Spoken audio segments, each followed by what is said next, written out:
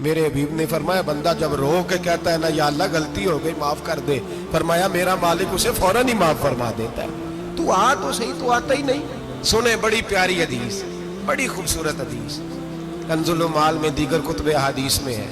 حضرت ابو ہریرہ رضی اللہ تعالیٰ عنہ فرماتے ایک بابا جی نبی پاک کی بارگاہ میں آئے، اور جب وہ واپس جانے لگے تو میں نے عمر پوچھی تو عمر تھی 96 سال۔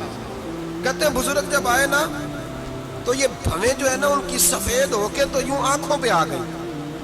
بڑی چھڑی بابا جی نے پکڑی ہوئی اور دونوں ہاتھ پکڑ کے نا چھڑی کے اوپر جھکے ہوئے ہیں ایک جانب، قربان جاؤں۔ کہتے ہیں جب وہ بزرگ مسجد میں داخل ہوئے تو میرے رسول نے کھڑے ہو کے استقبال فرمایا، کھڑے ہو، اور نبی کریم صلی اللہ علیہ وسلم نے آگے بڑھ کے بابا جی کو بازو سے پکڑا اور بٹھایا۔ حضور بیٹھ گئے، کہا بزرگوں کیسے آئے ہو؟ تو کہتے ہیں وہ بابا جی بات کرتے تو آنکھ کھول کے پہلے حضور کا چہرہ دیکھتے، پھر وہ بات کرتے تو ان کے لب و لہجے کے اندر بڑی پریشانی، بڑی تکلیف، بڑی مایوسی۔ عرض کرنے لگے یا رسول اللہ، حضور زندگی ساری گناہوں میں بیت گئی ہے، حضور غلطیاں ہی غلطیاں، یاد ماضی عذاب ہے، یا رب چھین لے مجھ سے حافظہ میرا۔ اے اللہ کے رسول بڑی لمبی فہرست ہے، پاپ ہی پاپ ہے، کالے سیاہ دفتر ہے۔ یا رسول اللہ صلی اللہ علیہ وسلم جب پلٹ کے دیکھتا ہوں حضور مجھے نیکی دکھائی نہیں دیتی۔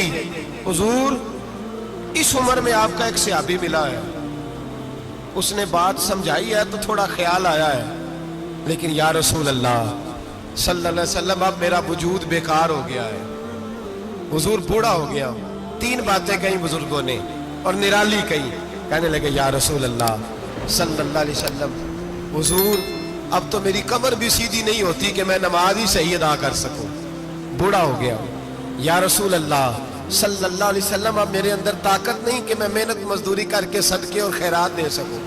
یا رسول اللہ صلی اللہ علیہ وسلم اب میں تلوار لے کے جہاد بھی نہیں کر سکتا، حضور نہ میں لمبی نمازیں پڑھ سکتا ہوں، آقا نہ میں صدقات و خیرات دے سکتا ہوں، محبوبہ نہ میں دین کے لیے کوئی جہاد کر سکتا ہوں، بیکار وجود ہے، بیکار بیکار وجود کو تو گھر والے برداشت نہیں کرتے، بچے دعا کرتے ہیں یا اللہ ابا جی کو پردہ دے دے، اماں کو پردہ دے دے، بیکار ہو گیا ہوں، اور آج آیا ہوں تو مجھ بیکار کو میرا رب قبول کر لے گا؟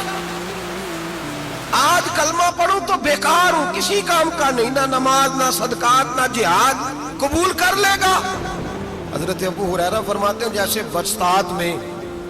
برسات میں بارش کی جھڑی لگتی ہے، یوں مصطفیٰ کی آنکھوں سے جھڑی لگ گئی، حضور کھل کے روئے، کھل کے، اور میرے حبیب پاک نے فرمایا بزرگوں بڑے مجاہد ہیں، دین کے لیے جہاد کرنے والے بڑے ہیں، رب کریم کو آپ کی تلوار کی اتنی حاجت نہیں، اور فرمایا اس کے خزانے کوئی خالی تو نہیں کہ آپ ہی گویا صدقہ دیں گے تو بھرے جائیں گے، اور فرمایا پھر رب کریم کی شان میں اضافہ نہیں کرتی عبادتیں، وہ تو بندے کو نفع دیتی ہیں۔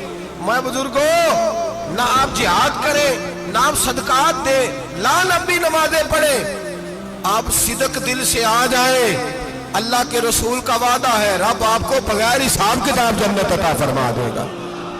آنا تو شرط ہے کہ نہیں؟ آئیں تو صحیح، نہ پہنچے تو صحیح، آ جائیں، اس کو نہیں عادت صدقات و خیرات کی، جہاد کی، تبلیغ، آئیں تو صحیح نہ۔ تو آ ہی نہیں رہا، تو گھر میں بیٹھا ہوا ہے، تو سویا ہوا ہے، تو دکانداری کر رہا ہے، تو پیسے گن رہا ہے، تو آیا ہی نہیں، آ تو صحیح۔ بلکہ میرے نبی پاک فرماتے ہیں جب اللہ پاک کا بھاگا ہوا غلام آتا پھر تو اللہ زیادہ راضی ہوتا ہے، پھر تو اللہ زیادہ راضی ہوتا ہے، زیادہ راضی ہوتا ہے، تو آ تو صحیح، پہنچ تو صحیح۔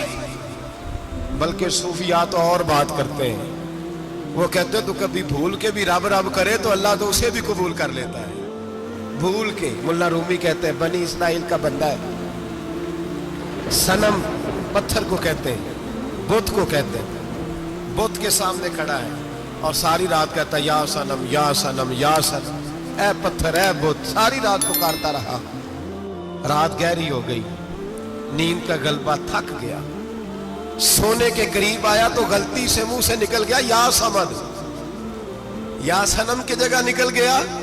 رب کریم نے فرمایا جبریل دوڑ کے جا، جو مانگتا ہے اسے دے دے۔